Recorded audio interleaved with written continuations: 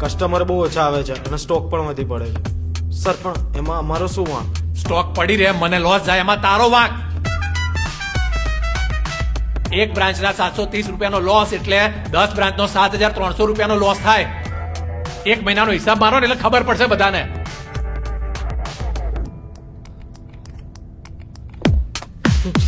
આ શું લખ્યું છે? Khimji khaman house since 1961.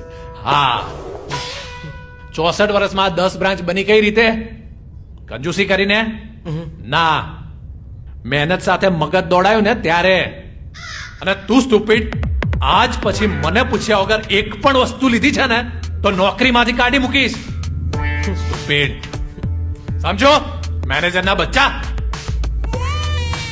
Sorry sir.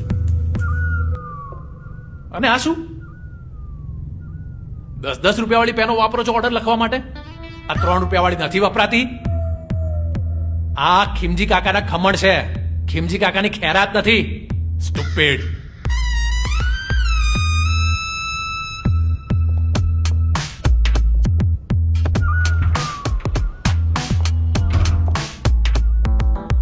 આ 10 રૂપિયાની પેન મેં મારા પૈસાથી લીધી. કંજૂસ. હવે તું જો.